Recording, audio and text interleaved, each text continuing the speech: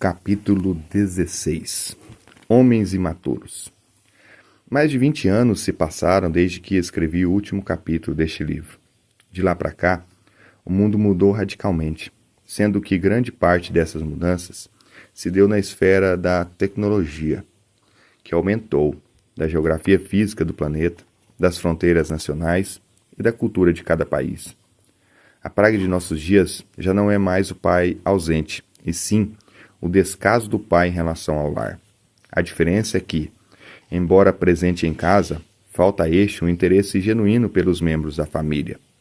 Um estudo realizado pela Universidade de Colômbia mostrou que os filhos criados apenas pela mãe achavam-se em melhores condições do que aqueles que tiveram um pai indiferente em casa. O descaso paterno em relação à família é a praga de nossos dias. Hoje, mais do que nunca, certas questões culturais têm sido consideradas responsáveis pelos estupros, divórcios, drogas, enfermidades e outros males. Muitos dizem que a causa desses infortúnios é o colapso da família. E o que mina a estrutura familiar é a indiferença do pai. Os sociólogos afirmam que a indiferença paterna é fruto da imaturidade dos homens. Trata-se de um problema de proporções epidêmicas, presente em todas as partes do mundo. Milhões de crianças que estão crescendo sem o cuidado dos pais se tornarão um problema no futuro. Como profetizou Isaías, os opressores do meu povo serão crianças. Isaías 3:12. Só somos jovens uma vez na vida, mas podemos passar a vida inteira nos comportando de modo imaturo. O Senhor aprova quem tem o coração como o de uma criança, mas condena atitudes infantis e imaturas. O propósito dos 5 dons de ministério dados à Igreja é prover as condições para que os homens possam amadurecer, isto é, chegar à medida da estatura da plenitude de Cristo. Desde que lancei a primeira edição de Homem ao Máximo, tenho literalmente viajado por todo o mundo, levado a mensagem de que hombridade consiste em ser semelhante a Cristo.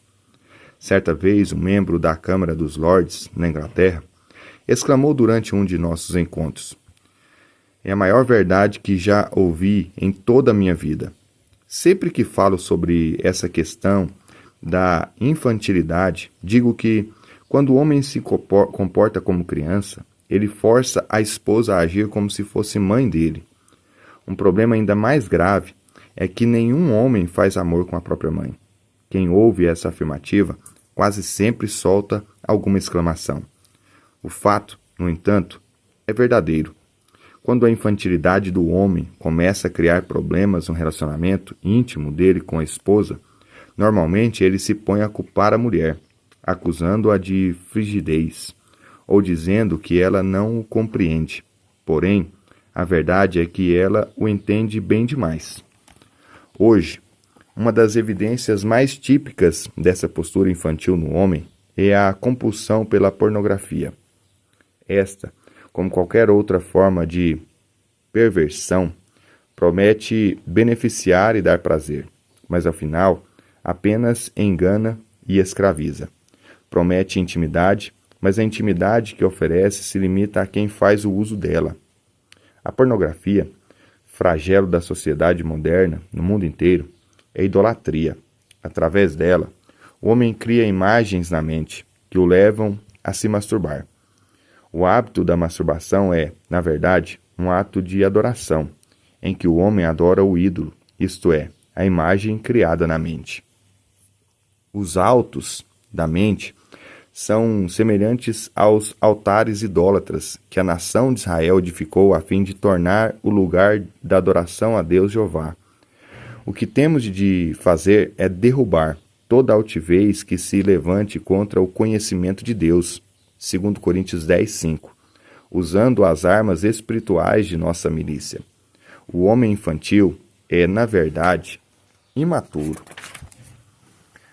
A maturidade não vem à medida que envelhecemos, mas sim quando passamos a aceitar a responsabilidade por nossos atos. O primeiro Adão, no jardim do Éden, negou-se a aceitar a culpa pelo que fizera. Já o último Adão, o Senhor Jesus Cristo, tomou sobre si a responsabilidade pelos erros de toda a humanidade. Essa é a característica diferenciadora dos homens. Num extremo, temos aqueles que não conseguem assumir sequer a responsabilidade pelos próprios atos. No outro, estão os que se responsabilizam não só pelo que fazem, mas também por suas famílias e pelo mundo, a favor de quem Cristo morreu. Os primeiros são imaturos e infantis, os demais são amadurecidos, homens de aliança que se espelham em Cristo. Todo homem pode escolher se vai ser um mero indivíduo do sexo masculino, um homem ou um varão de aliança. Jesus indagou: aqui, pois, compararei os homens da presente geração, e aqui são eles semelhantes? Lucas 7:31. Em seguida, respondeu a própria pergunta, dizendo: são como um grupo de crianças que reclamam com seus amigos. Vocês não gostam quando tocamos música alegre, e também não gostam quando tocamos músicas de enterro. Pois João Batista costumava ficar sem comer e nunca tomou, em toda a sua vida, nenhuma gota de bebida forte. E vocês disseram: esse deve estar louco. Porém, eu como e bebo vinho. Então vocês dizem: que comilão é Jesus, e ele bebe vinho também, e anda com a pior espécie de amigos. Porém, eu sei que vocês sempre pretendem justificar suas contradições. Lucas 7, do 32 ao 35. Um ditado mais atual diz o seguinte: se minha maneira de jogar é diferente da sua, então você vai pegar sua bola e voltar para casa. E vemos homens adultos dizerem às esposas: ou faz as coisas do meu jeito, ou rua. Que criancice! Durante uma reunião em que se discutia um acordo de paz para o conflito étnico na Sérvia, um ditador se levantou e deixou a mesa. Ao sair, comunicou com atitude e as palavras o seguinte: como não querem jogar pelas minhas regras, então estou fora. Este homem, supostamente maduro e culto, agiu como uma criança, permitindo que o massacre na Sérvia continuasse. Certos indivíduos religiosos estão tão enfiados nas tradições dos homens e na autoridade eclesiástica que se negam a ouvir o que Jesus diz a respeito deles. Agem como crianças ao afirmarem: se não concordam com minhas regras, não têm comunhão comigo. Jesus falou aos religiosos de sua época que a razão de eles rejeitarem a ele e ao seu antecessor, João Batista, estava no fato de estes não terem acatado as regras e normas daqueles.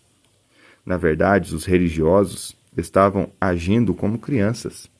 Em sua mesquinhez, batiam o pé para que outros vivessem segundo a sua mentalidade, que era, aliás, uma racionalização para os seus erros.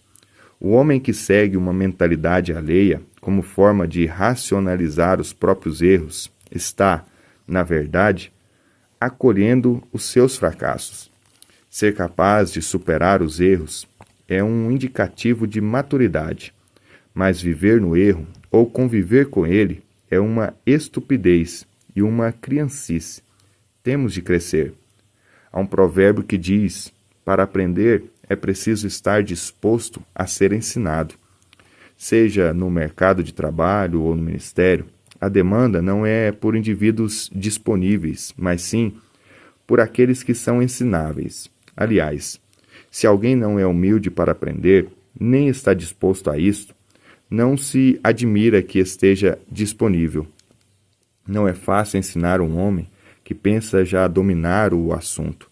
Ninguém quer conviver com alguém que prefere ser ignorante a demonstrar a humildade necessária para aprender. Os religiosos estão mais preocupados com seu status pessoal nas organizações burocráticas de que são parte do que com a posição que ocupam no reino de Deus. Hoje, com a internet, o envolvimento de homens imaturos com a pornografia tem se agravado ainda mais. O conteúdo erótico veiculado na rede é hoje tão comum que já está se tornando um estilo de vida. Os valores da geração passada foram derrubados por uma mentalidade e uma conduta típicas de uma cultura que trata a perversão e a pornografia como aceitáveis. 57% dos jovens norte-americanos não veem mal nenhum no homo e no bissexualismo. Tolerância é a nova palavra usada para exprimir um estilo de vida politicamente correto. Os universitários são forçados a aceitar práticas e atitudes intoleráveis à luz da Bíblia. Quando não o fazem, posicionando-se ao lado do que a palavra diz, são isolados pelos outros e taxados de fanáticos ou de coisa pior.